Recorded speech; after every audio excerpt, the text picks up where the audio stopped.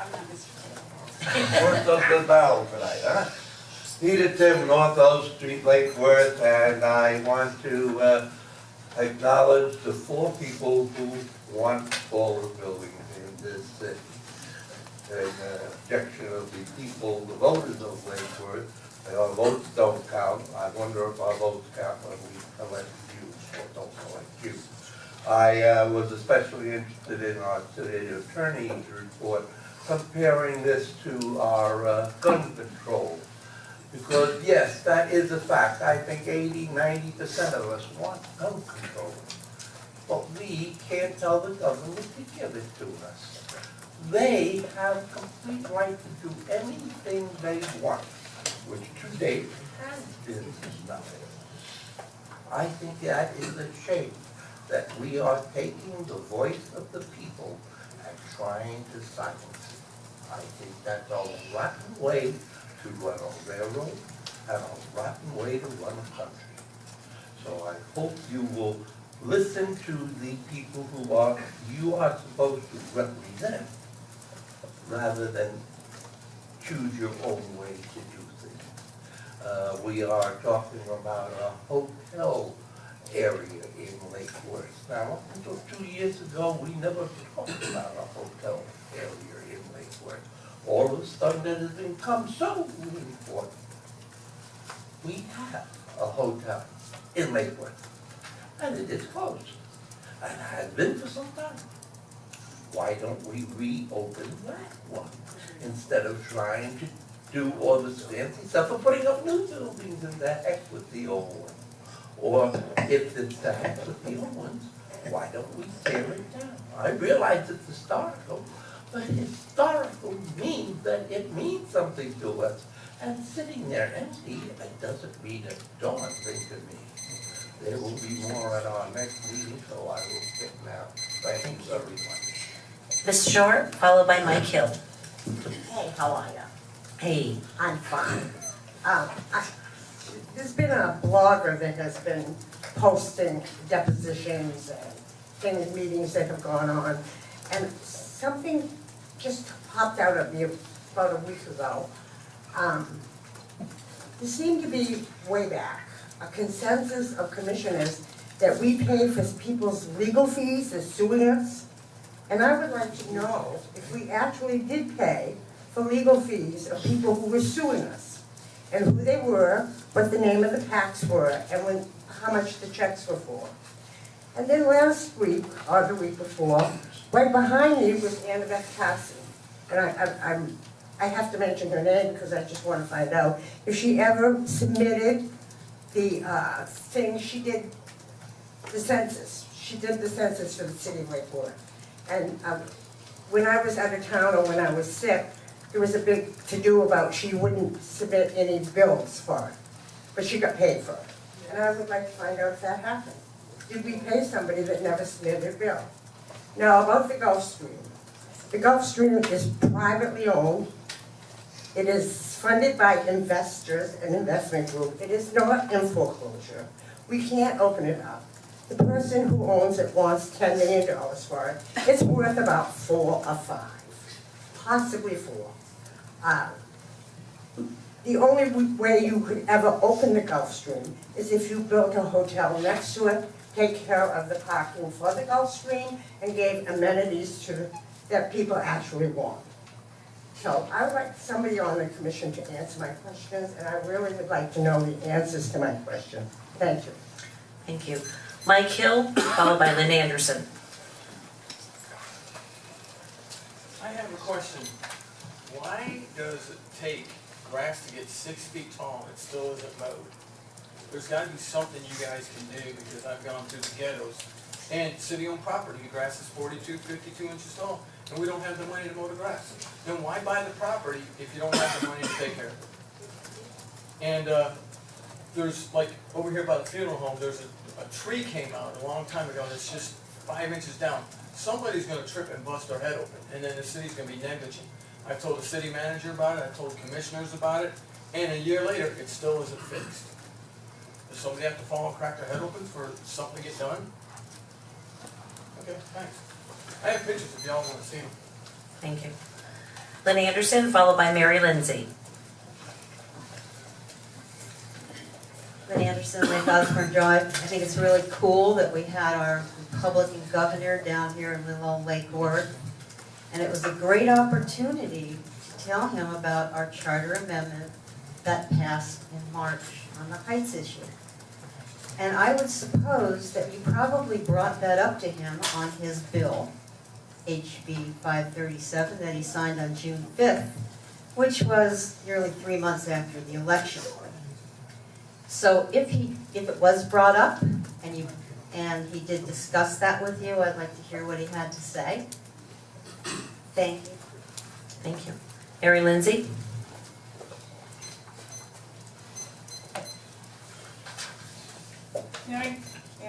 Mary Lindsay. Columbia Drive, there's the green light, got it. 327 Columbia Drive. Okay, 3 things real quickly. First of all, a huge shout out to the neighbors in the city of Lake Worth who have, because they have made the call to PBSO to report suspicious activity when they see it, it has resulted in actual burglary arrests. So we're very, very pleased with that. For people who don't know where their neighborhood association is or how to contact them, I have more of these handy dandy little cards. Huge shout out to Mike Levins and the Community Sustainability Department for coming up with a great big map for us to use at our events. Appreciate it very much. Please, Commission, consider including public comment in the visioning session this weekend. The public is, as you know, very engaged in the city, and the public has some very clear visions of their own that we'd like to share and be a part of the discussion, if that's at all possible. And I apologize for saying this so late, but if it is at all possible, please pull item 13A off the electric utility consent agenda. Thank you very much. Thank you. We did pull it. I love it when it works like that. Thank you. Thank you. It's under new business. Okay. Oh, would you change my card then, please? I still have it under 13A. Commissioner Marceau? I'll start. Let's start with the Gulfstream Hotel. Yes, the Gulfstream is privately owned. We can't just open it. However, I know that myself, the mayor, other commissioners have aggressively been trying to get people interested in it. At the meeting that we were on today, the city manager from the city of West Palm Beach shared with us that they have 6 new hotels. And I turned to the person sitting next to me and I said, if they could get 6, 8, I would love to have 1. You know, we need a hotel, we need somewhere for people to stay. End of story. If it's the Gulfstream, that's great, but most likely we're still gonna need another one. We need a hotel. Census, Loretta, I can't answer all your questions, but I know that prior to us, we did hire someone to do our census, we did pay them, we did not get the information. However, this weekend at the Florida League of Cities, the census was there. And she had a little book. And on that little book, it said Lake Worth, and she had 2 of them, so I took them both. I gave one to the city manager, and I gave one to Dolores today, and she said that she will come and give us an update on the census. She also informed me that they are now doing updates once a year. I asked her if she could give us an update. I met with a group that came to Sierra Beach last week of 40 black professionals, and the question was, how many black people do you have in the city? And I said, we do have a large concentration of black people living here in the city, but I couldn't answer that question. So this woman was a black woman, and I asked her, I said, can you get me that information? She said, absolutely. She said, I could take it even further. She can tell us who used to live here, who is living here now, what the change is, what the demographics, and she said she's doing it on a yearly basis. So I asked her if she could come and speak to us. I gave it to Dolores today and asked her if she could move forward with that so we could look at some numbers, see, and maybe get some of that information we weren't privy to before. And Mike, is he still here? He had mentioned about city property being overgrown. You know, we are addressing it through our new code issues, and he mentioned that we buy property. We haven't bought any property. This is all property that we have here in the city through foreclosures and for abandonment and different things, so we haven't bought any properties. I just want to put that out there. Commissioner Boyd or something? Yes, I was curious, and I guess this is a question for the city manager. Takes a while getting used to it.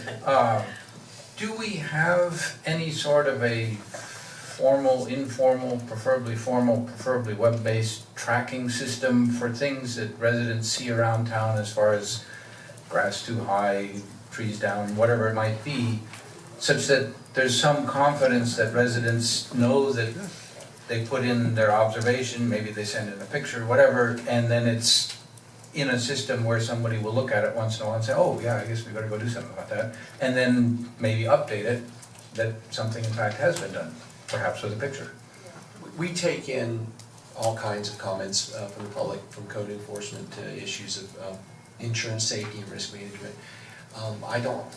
We haven't implemented a specific tracking software like a lot of cities have, where they can get as sophisticated where people use their smartphones and they take the pictures. We would like to get to that point. Right now, as you know, we're, for example, with code enforcement, we're going through a complete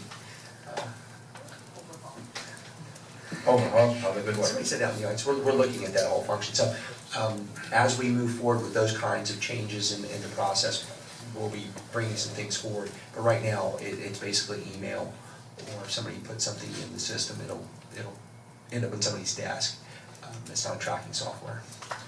I guess my own limited knowledge of software systems and web systems is, I'll bet there's stuff out there existing that's really pretty straightforward, and That's true. it's something that I'm a little frustrated that Here's the other side. we of really that. need to be more responsive to residents, that they have a sense that they're not just talking to City Hall and it disappears in a black hole, because we hear that a lot. And in terms of trying to build our confidence, I would think we ought to really do something. It's akin to building a 4-lane road into a single-family house.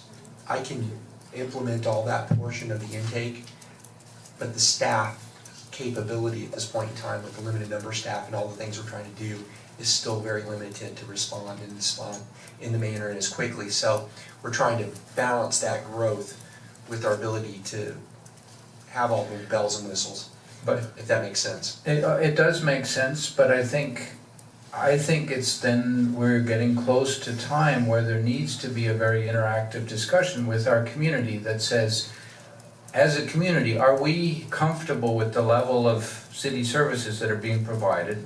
Are we comfortable that there's a good system that we can express what needs done to the system and have some confidence that it will be tracked? And if the limiting factor is money, let's have a discussion of how we as a community want to fund that. Or that we say, you know what, we're perfectly fine with the way it is and we don't want to fund it any higher. But let's have that discussion. Let's not cut it off at the knees and not let people... I think people recognize that if you want the city to look better, to be safer, all those things, it's going to cost money, but let's have that discussion. Let's let people say, it's okay the way it is, or no, I'd be willing to put in X amount, and our job is to give them a realistic sense of what would that cost to do X, Y, Z to get the place better. I did have a comment or two other than that one. This happens to me all the time in response to, I guess, to Mr. Tim and to Ms. Anderson. It happens to me time and time again. I was out, not even in Lake Worth, but ran into a professional who heard that I was from Lake Worth and said, oh, I love Lake Worth, I love the atmosphere there, I love coming. And our key question is, why is it that people like us different than other places? And I think that ties very closely to Mr. Tim's question. It is very important that we had a community vote in March that spoke as to one of the things that defines our community is the heights. So I hope that my colleagues will speak and indicate their level of commitment to finding a way to incorporate into our LDRs the information that was provided in that election by our community. Because that's a key piece of defining what our community and holding on to that atmosphere that we all value. I've heard that we need a hotel we need to listen to what our folks have said in a vote. If we need a hotel, the hotel industry will be here soon enough and tell us that the market says we need a hotel, not that we say we need a hotel. Vice Mayor? Thank you. I wanted to follow up on, I was remiss when I spoke about the governor. The lion's share of our time was spent centering on where we are right now in terms of our need and desire to eliminate some of the disincentives here in the town, the electric and some of these issues, to spur and encourage investment. And we spent a lot of time speaking about that, upwards of, I guess it's $100 million that we're going to need for infrastructure. That was the big ask, if you will, the time spent with the governor. I did very lightly touch on the issue of the ballot initiative and the legislation that came after that.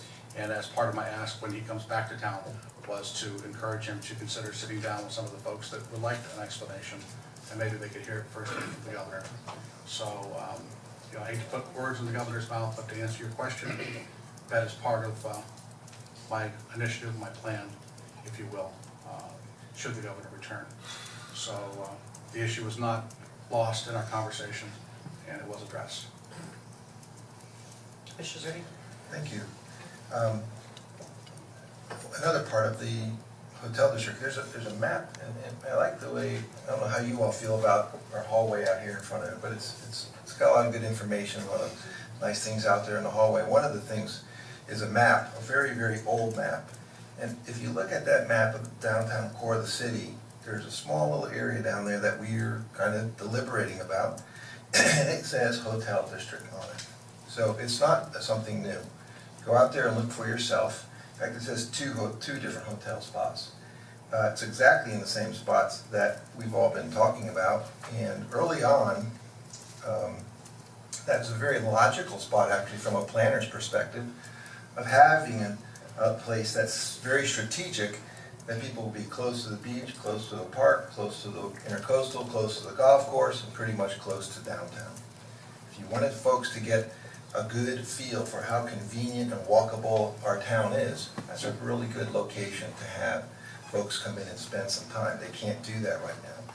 And obviously the private side of the hotel, the issues are, as Loretta also mentioned, been inside there, and the hotel itself has a structure that's very, very old, which means all the columns are very close. Probably in this room we would have four or more columns in this space. So it's not that easy for someone to come in and try to modernize that building. They would have to, as one of the previous proposals that was here, that got struck down really by this commission years back, was to add on to that so that they can add on enough to leverage that to make that a successful property. Reason why it's sitting there is because the money that got put into that to purchase it in the first place was overinflated. They're not going to get their money out. It's like anything else where it's underwater, so to speak. It's a deliberation between private entities, not public.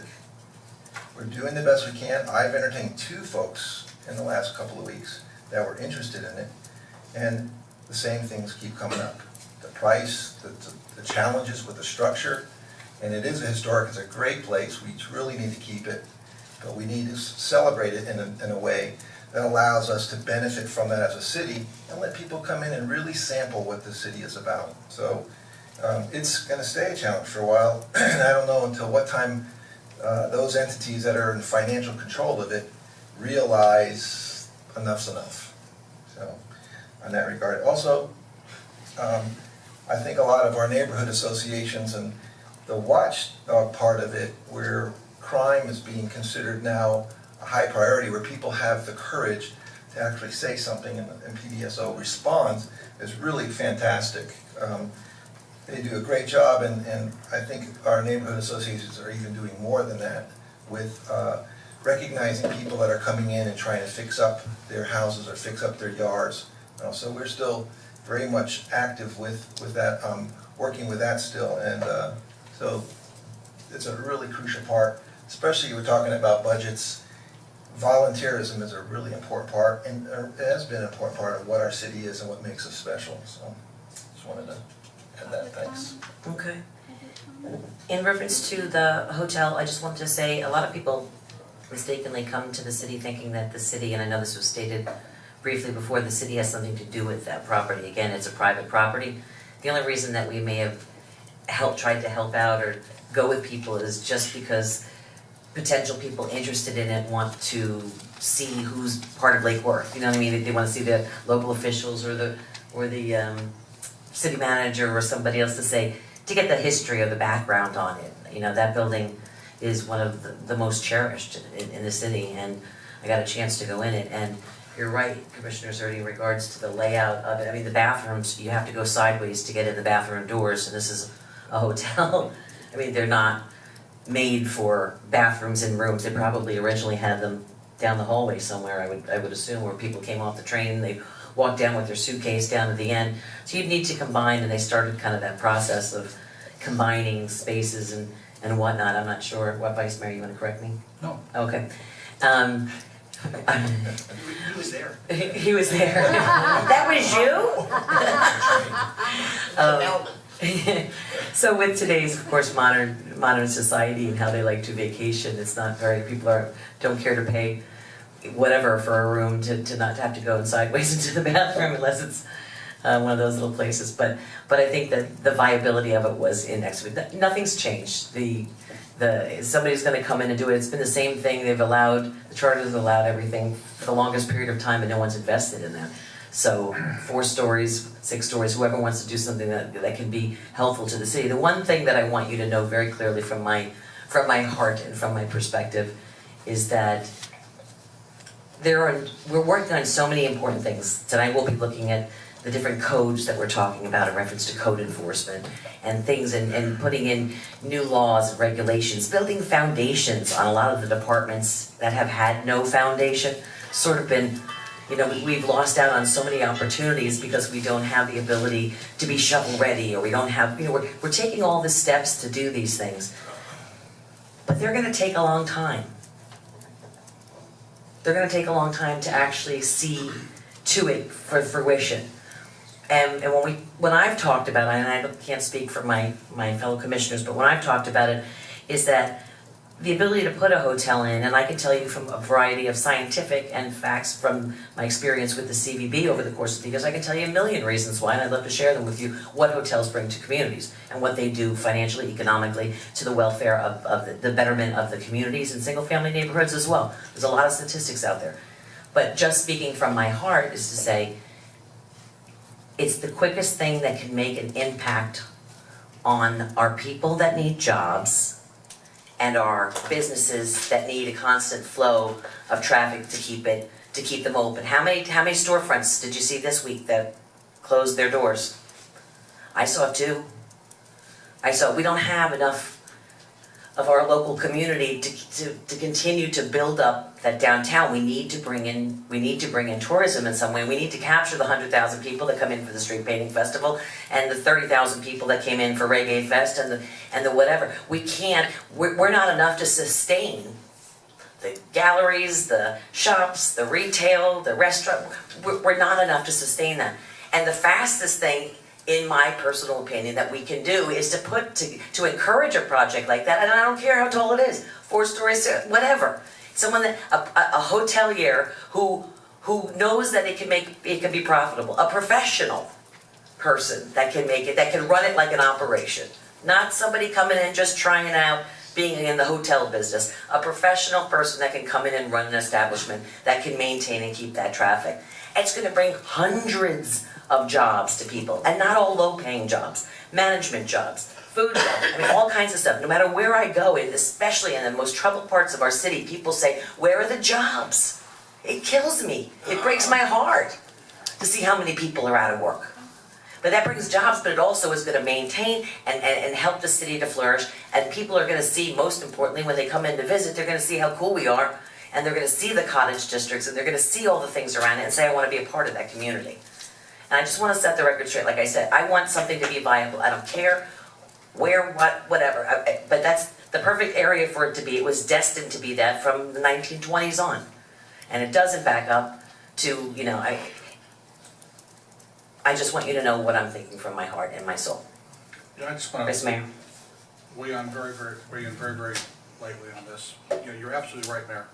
We do not have the demographics in this city. We do not have discretion, collectively, as a community, we don't have enough discretionary expendable income in this community to sustain the downtown by itself, or the Dixie Corridor. We don't have it. In fact, studies have shown that over 90% of the money that we do have coming into the city is the folks turn around and spend it outside the city in one form or another. 90% of the money that is earned by the folks who live in this city is spent outside the city of Lake Worth. And ask yourself why. It's because we don't have retail shops downtown that folks can go to. We don't have a variety of places for people to choose from, okay? We have stood still in time in many respects. And in a lot of ways, that's not a bad thing.